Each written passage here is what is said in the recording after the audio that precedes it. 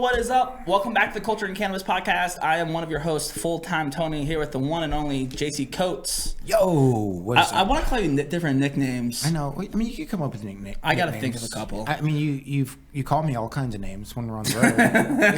Just don't use any of those names. Those names are not the names I want to call you on here. Man, it's been a minute since you've been on the podcast, bro. It has been a minute. You know, it's... What's been going on? We talk about being on the podcast every week and, you know, how we're so awesome because we do it every week. We literally were like hyping it up the last podcast and then we missed 2 in a row. But yeah, we did miss 2 in a row. It's, you know, it's been kind of like, you know, the new year happened. I have a lot of things that I would like to do for this podcast to make it better, make it more valuable. So I've been kind of putting that stuff together. I've been reaching out to some new guests. I think after we get past today and this show that we're going to do tonight, I have a list of amazing leaders, cannabis influencers, people doing incredible things from the legacy market all the way to what's happening in the new legalized industry today. And so we'll hopefully, my goal is to have a whole new podcast schedule announced with about 3 to 4 months of bookings out with some heavy hitters, and we'll announce that in a couple of weeks. So, I had to muster up that energy. You know, we just didn't have. Plus, we're on the road the last 2 weeks. Where were we last week? We're in Arizona. We're in Phoenix, Arizona. Before that, we're in Oklahoma. You know, so. Man, it happens, man. Sometimes you gotta hit the pavement. You know what I mean? You gotta go get it. And sometimes the podcast suffers. But listen, we're here today. We're back. We're back, and we got a lot going on. We do have a ton going on, and we have someone in the studio with us. We have an amazing guest. Would you like to? A previous guest of the podcast, one of our favorite people from probably in the world, but definitely from the Oklahoma area. We got Morgan from High Voltage. What's up, brother? How you doing? What is up, gentlemen? Morgan from High Voltage, from Glass Bunker, from Guys Law Firm, Hicks Design, but also your local flip guy, your local OKC Thunder guy. Yeah. If you need anything, Morgan can probably get it for you. I mean, I was the plug before you called it the plug. Morgan's always been the plug. Like, I go to his, whenever we're in Oklahoma, we have to go visit. It's like a staple that we have to go stop by. Like, no matter what we're doing, we're going to go see Morgan. Yeah. And whenever we're there, Morgan's always got like something interesting. Like, I just got this like $5,000 camper thing that goes on top of like only Mercedes that they only made 200 of, and some guy traded me for it. Right. So now I have it. Yeah. You need one? Who's got any Mercedes-Benz people out there? Hit me up. Yeah, for sure. You just did a recent flip too, huh? Yeah, sold an ambulance actually. No way. Yeah, it was I didn't know about your flip stuff. I mean, it's just I think it's embedded in me from my father. Okay. Just whatever, because my dad was a firefighter, set schedule, and when you're just sitting there at the station, they're going through the newspaper ads on Sundays, like. Yeah. I could buy that and flip it. Or the Daily Trader. What was that?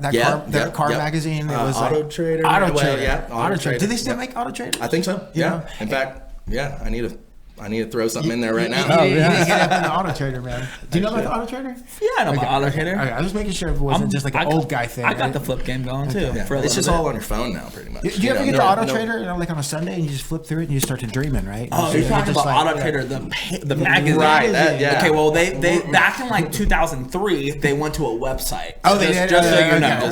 Well, I have memories of thumbing through an Auto Trader. Yep. You know, I remember not having any money. Yeah, you're like, this is the one. You know, paging it. Yep. So anything. I mean, again, I think Oklahoma City, we get everything so last. So if you can get something first and have it in Oklahoma in general, you can flip it. I love that, and I think that just like is a perfect, like, that's why you're so good at the dispensary glass shop stuff.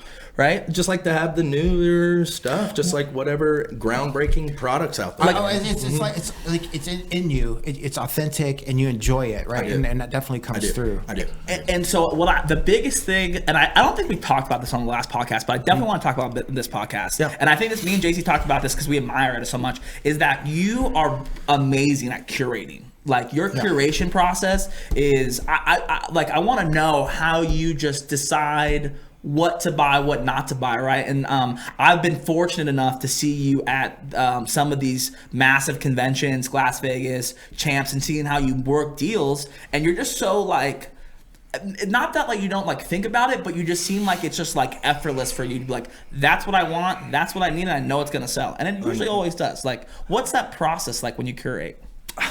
It's funny you call it that, because I guess I'd never even really think about the process of curating a process to whatever, but I know I think it's just, again, it's the seeing stuff so much from the outside world. And let's just go back before cannabis was legal. You know, you're having to sneak everything, right? So these other markets that are legal, you're like, oh my god, if I could just get that back, if I could go get that, whether it be flower or cannabis or not, an item that you can consume it with, I'm gonna try to get it. I'm gonna try to get it. 100%. And that translates to your dispensary too. I tell JC all the time, you have the best menu in Oklahoma. Man, I appreciate that. I feel like that's just what I would want. Right. Going into a spot is just to have if we can have all those options, we're not limited. So let's get all those upcoming brands, and just having that law firm there, it makes it so easy, because a brand that's coming into the state from outside, well, I already kind of know about it, right? Yeah, so right. That's just such a win for me, having that in my pocket. I love that, because it's like you don't even use the word curate, right? And it's always the people that want to curate shit that fuck it up. You know what I'm saying? It's like you're just the real deal, man. You enjoy quality products, and you serve them to the community. And Tony's right. You go in there and it's like, it is the coolest, some of the coolest items that we've ever seen in Oklahoma. You go in, there's so many dispensaries, right? And it's like, some of them have a lot of stuff. And it's like, what's going on here? It looks like some of them all just, order from the same distribution company. They have all the same products, but not the case with yours. You have some Thank you. New creative stuff. And like the way that I treat high voltage is like, you know how people have those stores where they just like, doesn't matter how much money they're gonna spend it. That is high voltage for me now. Just like literally every time I come there, like minimum $200. You obviously hook it up, and I really appreciate that. But for me, dude, it's like I just want to be like your highest spending customer. Well, when I come in town, we could start a rewards program there. You do need to get a rewards. Do you have we do have a rewards program, through Spring Break. So it's that text.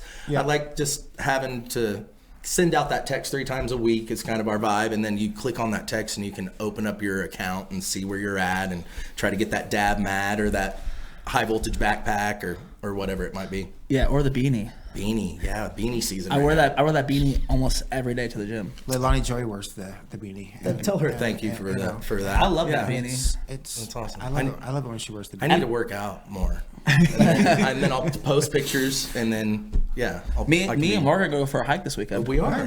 You should come with us. I don't know, maybe. JC's not a hiking guy. I'm not a hiking. Honestly, I didn't bring hiking shoes. What do you got? We'll figure it out. What do you got? We're talking about. Are you a hiker? Are you? I don't know. I got inspired yesterday morning. I rolled up the windows. I saw the mountains. I was like, full time. Let's go hike. Oh yeah. Where are you gonna take it? Well, okay. So we talked about it. Well, obviously Red Rock is like the easy go-to. Sure. But I was telling him like a local spot where people like can get the hike experience, but not really have to go on a hike is Lone Mountain. Lone Mountain. Have you been to Lone Mountain? I don't know. Back in the day, when I was younger, me and my family, it was like a local spot that you can go to like early 2000s, and then like mid to late 2000s, they started doing like development out there, and it went from just being literally called Lone Mountain to now it's called Lone Mountain Park, where they have like a whole park built around this Lone Mountain. But what I like about it, way up on the west side. Yes, like by Centennial. Yes, and you go up the hill, and then you get to the top. Yeah. And it's like a small mountain. Yes, I've run up the hill before. Dude, it's fantastic, and it's a good workout. It is a great workout. And so you could do that hike in an hour total, that'd be and from top down, and you get one of the best views in the city. That's all true. About the all very views, true. and let's it's what's smoke nice. A joint. Yeah, exactly. And the nice part about it, like going to Red Rock's great, but then it's a lot of work to even get to the hiking trail, right? This you park, you hop on the trail, and you're on it. Yeah, that's good. So that's I was like I've growing up here, like that's what everyone's went hiking at Red Rock as a child. There's this one place called Spring Mountains Reserve. Springs Reserve. Yes, Springs Mountain Reserve, that where everyone kids used to go to do that. And then there's like a theater out there too. So Red Rock's cool. I mean Vegas, we were talking about in the car, but Vegas has so many other things to do besides be on the trip. It does. The Grand Canyon is just a few hours away, 2 hours away, an hour away. But yeah, that's dope. Change subject, but I just is there any talks of any like psilocybin movement or anything out here in? Definitely. I mean, people talk about it. I don't know if people are actively advocating and for it. writing legislation for it, but I have people weekly coming into my dispensary just asking, is it going to be a bill written? Are they, or anything? I can moving? I didn't know. Because again, it normally moves this direction. And so I think how they did it, they haven't. If I'm correct, they haven't really developed a system for commerce for it, but they've just been decriminalizing it. A lot of places, but I think they did just actually say something about that recently. I'm pretty sure it was either Colorado or Oregon that.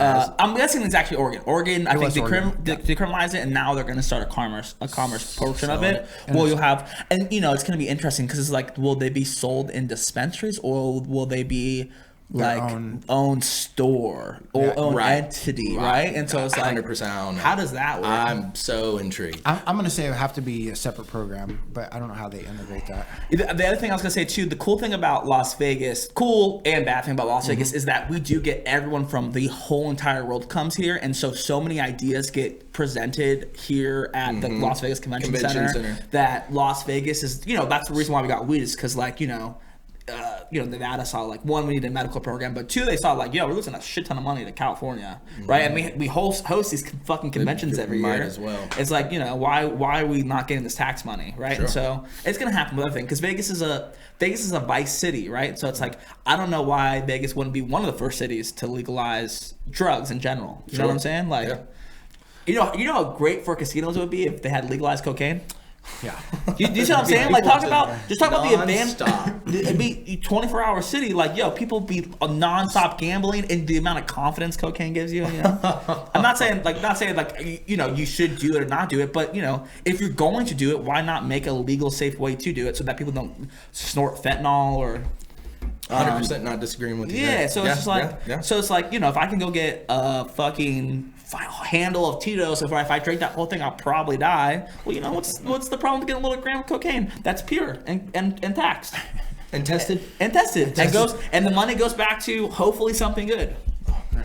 So, college fund, right? Yeah, well, he's probably going to go to general fund.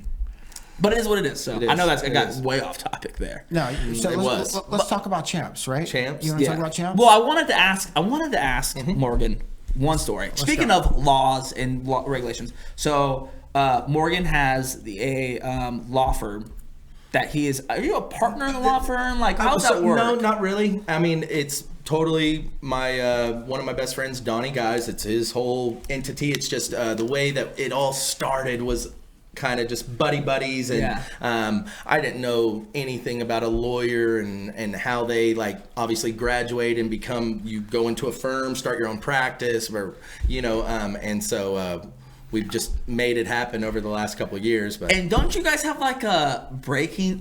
You told me one time like a Breaking Bad style. I mean, better call Donnie, right? Yeah, because so when we all me and Donnie thought about this was 5, 6, 7 years before legalization, and we're sitting there big on Joe Rogan podcast, and hey, what do you want to do in the future? Because at that time we were just literally selling weed at Best Buy parking lots, and so he was like, "Oh, I want to be an attorney," and that I about fell out of the chair. I did not have any idea Donnie had aspirations to do that. How old were you guys at that time? Yeah, we were probably 27, 28, 20, yeah, probably right in there. Yeah. Cool. And so he was just, and he was like, what do you want to do? I was like, what I want to do? Same thing we're doing right now, but legal, and whenever we can. And so fast forward to legalization, I got my medical license the same month, literally the same week he graduated law school. And then I didn't know that once you graduate law school, if you want to be a firm, you're almost like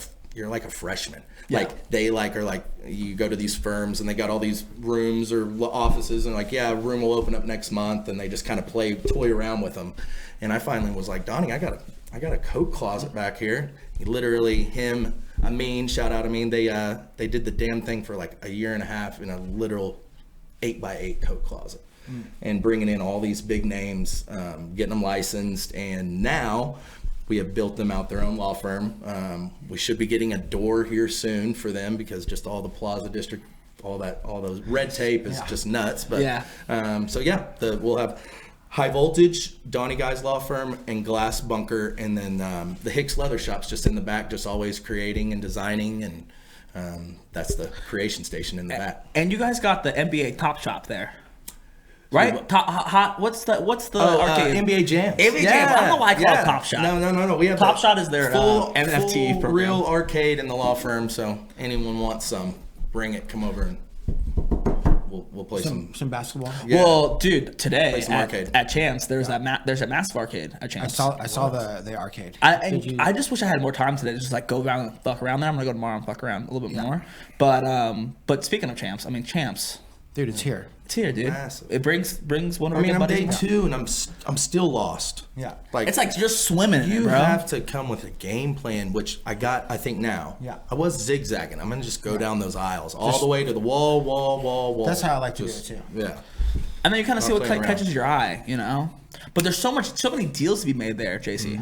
I know. There's just so much happening. You sent me a text that says so much money on this floor. There is. It's just opportunity. I'm in the right? middle of doing interviews at Smoking Fire. JC's texting me about all the money on the floor at Champs. I'm like, damn it. It's interesting because that industry relies on trade shows, like legit. Like that's where it goes down, right? And if those weren't happening, I don't know where the, you know. What I think is super interesting too is that every single person there, unless they're like 100% in on cannabis, everyone else is like, well, I'm a realtor, that's what pays the bills, but then I also do this. Well, you do know have what I'm saying? Well, Yeah. you have some of that. Yeah, you have the people that are full time. You have the people that are literally just there to like have a good time, right?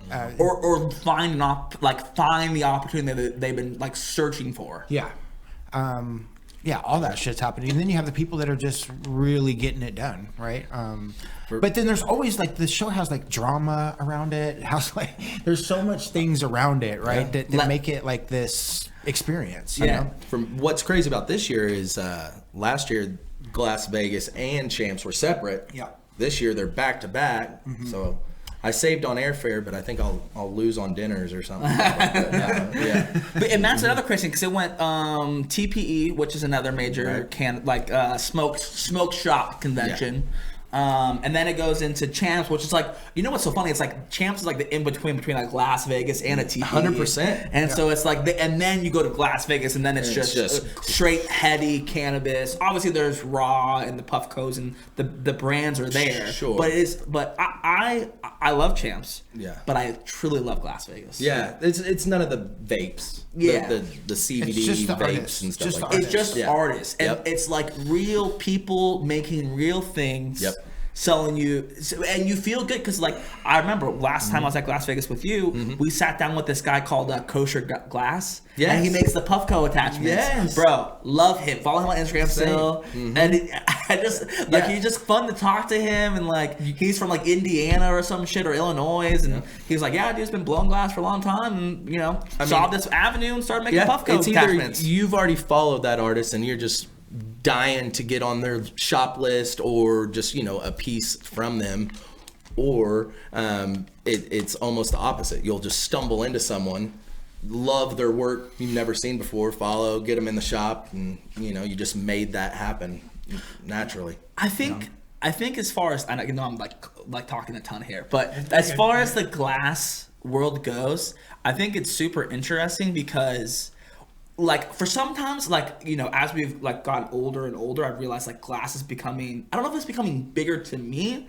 but it feels like it's becoming bigger to the whole entire world, and maybe that's because the cannabis movement No, is I think I hear that. forcing I hear that, right? Yep. It's just like me, for instance, is, Yeah. we only kind of had that Ziggy's kind of corner store in Oklahoma before it was legal, and you thought that $300 bong was it. Yes. And so now seeing this whole world of art, functioning art, not just a bong or a dab rig, actual value in art, and now they're pairing NFTs with it. Yes. It's insane. Well, and so it's like going forward, like I can see glass as cannabis goes across country. I can see glass becoming this commodity the same way like shoes, Sure, right? 100%. Same way that someone would buy Yeezys or Air Jordans or anything of that nature. I had a full-blown conversation with a guy today because he saw my junkie pendant. He was wearing a junkie pendant. We swapped information, and it was awesome. Exactly. It's like what if I see someone wearing Buffalo Bills gear, I You geek got out, it. right? Yeah. Right. And so it's like because you have fans, right? And so it's like and then you guys identify because you guys see might see the world similarity. Yep. So it's cool because Glass Vegas is where you like, dude, like we might be at the very bottom of this massive mountain of glass, like going mainstream, where it's like designer glass, like you know, Jerome Bakers are teaming up with Louis Vuittons type of brands, right? Definitely see that. And so it's like I think it's super interesting because there's so many opportunities when it comes to that world. I agree. So I agree. It is. It's crazy. So when you go to Champs, what are you looking for? What is your strategy? What's your objective? Well, first off, I wanted to get a really good connection with Raw. You know, the company Raw, because out in where we're at, the distributions and stuff, it's so scarce. So I wanted to kind of have that main plug. I actually got to meet Josh, the owner, Rock and Raw, yesterday. Shout out. Wow, that was awesome. That was like meeting the president of cannabis is kind of how I put it. He's funny. And, and so got with them, and then now, honestly, right now it's just pretty much just glass mode for me. I got locked down a couple pieces yesterday. Glass Vegas is where it's almost now seeing what it was last year and seeing what the artists are bringing to Glass. I mean, I almost want to be first at the door, like waiting up all night just to rush in to be able to get some stuff. Because it's going to just get gobbled up instantly. Because let's describe that. Because these artists come and they set up their tables, and sometimes they only have 100 pieces, and they sell out. And that's it. And a lot of stuff you hear is just already sold out. Like it's just already they blew it. It's already sold. They, you know, whatever. But I'm hoping to score a couple of pieces. Yeah. And what's so crazy is that they'll take like 18 to 24 months to even get to the 100 piece point, right? Yeah. And then those guys are, you know, it's like you're like, dude, this is gonna cost you $10,000. yeah. And you're giving me $5,000 now. Yeah. Exactly. Give me $5,000 today. Yeah. I need to learn how to blow. Yeah, dude, seriously.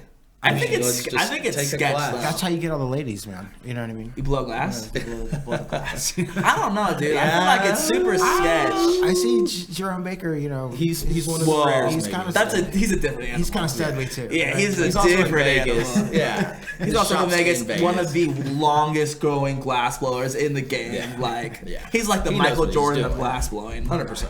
So it's like, yeah, of course Michael Jordan's gonna get girls. You know what I'm saying? The guy sitting on the practice squad ain't really pulling it as much as he is, right? Yeah, he's still in the nerd zone, maybe. That's the other thing too, is because like glass is almost. It's kind of nerdy. It's kind of nerdy, right? Not like, in a bad way, but in like the best way. I think the word nerdy is a good thing, by the way. But like, you know, it's like heady, like, you know, because it's like all comes together. And like, so one of our business partners, Chuck, shout out Chuck. Chuck owns an anime company, and Chuck just all he has to do is wear this one fucking red cloud black jacket, bomber jacket. Okay. I think it's from Naruto. Demon Slayer? Is it the Demon Slayer one? Chuck's gonna be so mad at me right now. He's told me 1,000,000,000 times. Anyways, he just wears that jacket. Yeah. Everywhere we go. We go into any dispensary, at least 25% of the people there go, dude, where did you get that fucking jacket at? Want to know where it's And so I like the anime, the glass world, kind of the foodie world, and now like the cannabis world are all, I feel like there's so much crossover there. Even music too, right? And so it's like this circle sneaker world of it's a consumption world, right? It's like consumerism at its fucking finest. Hype. Yeah, dude. So it's like interesting to see all that, and so it's like, you know, when Nike's doing a collab with Jerome Baker and they're dropping a shoe to match your glass that you just bought, right? Yeah. You know what I'm saying? When Mercedes, you know, builds in a spot, you know, it's like, I don't know if it ever gets that big, but you know, if there's a chance. I'm just extremely intrigued by this NFT. It's. What do you like about the NFTs? What is it for you? I love it. Do you like I don't have one. Yeah, you don't have one? I do not. Tony, I mean, the ones I want are $300,000. I have two. Tony, Nice. I have a Tony Hawk one and a Derek Jeter one. But I've been told by people who are really, one of my he sent to my cousin Bryden. He's heavy into NFTs, like hundreds of $1,000s within the NFTs, like has all these like rare shit. And so he told me the NFTs I have are like very beginner. Because I think there's a lot of that out there, and people are, and that's fine. Yeah, and so, but for me though, it's like I did that on purpose because it's like it's way easier to resell a Derek Jeter or Tony Hawk. Everyone knows what the fuck that is. Sure, but not everyone's gonna know these rare artists. But that's where you get the $300 buys. Right. That'll be $100,000 later on down the road. Agreed. I'm also just intrigued by the glass blower. Yeah. Pairing it with an NFT and being, these things being such art and still being able to rip a dab through it, and then someone want to pay almost double what you just paid for it, but yet it now comes with some digital asset that's tied to it. I think that's pretty cool. And they all kind of look like they're influenced by glass art a little bit. Yeah. Like, you know what I mean? How they're like, I mean, a lot of them are that kind of almost just an not necessarily a drawn out picture. It's just more of a graphic image. Yeah. And what's going to be interesting is that NFTs are like breaking through big time right now. But it's going to be interesting if a glass artist can create NFTs that goes mainstream. So like, for example, that would tap people that would never like, think about if, like, let's say, for example, Drake is like, yo, I bought this NFT and it came with this sick ass bong. Right. Because so many hip hop artists now have cannabis brands that are, half back door, half front door deals in California.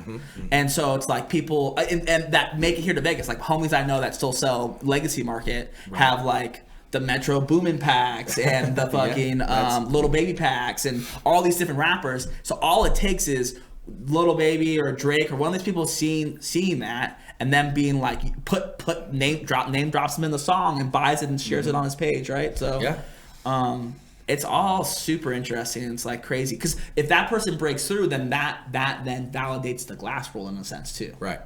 Which it is validated in its own right, but just saying to mainstream media. I'm just blown away by the market. But yet I do feel like it's so much out there. That's why I haven't got one yet, because I'm like, I want to like the art for one. I want to definitely have known the artist before just liking a piece or being attracted. I want to like the artist, like the piece, and then hopefully it already have some type of buzz to it, not just be super groundbreaking that Morgan's gonna get the dopest fucking one out there. He's gonna buy a $100 one that's like goes like 40 G's in like a couple weeks.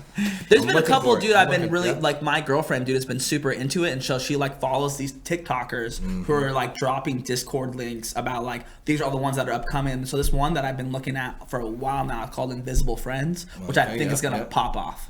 I've seen some of that too. So it's like I get hit by all that kind of. I'm guessing it's somewhat of a spam on Instagram that's, just keeps shooting stuff to you. That's of course. But I have this new NFT that's dropping, right? But it goes down in the Discord and goes down on Twitter. That's what I've noticed by the NFT world. You can make it real, solidify. Well, and that's where you find the gems. That's where you find the soon to be known artist, and then Justin Bieber buys it for 5 times over value, and then which hides the value for everything else. He just did that. He bought this Bored Ape one for, it was like he bought it for $3 million, and it was like only worth $500,000. And then they all went straight to the roof, right? Base is 100 ETH right now. Yeah, 100 ETH just to own one. When we're gonna see some Hick Designs NFTs? Hey, see, I would love for Kyle to get into that. Love it. I mean, all in time.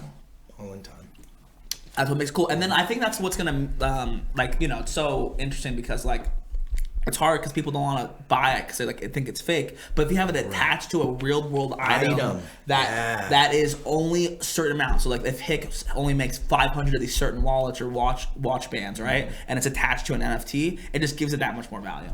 I agree. So yeah, man. But I think the NFT world is gonna be nuts. I mean, you like it. Full-time Tony likes it. Big fan.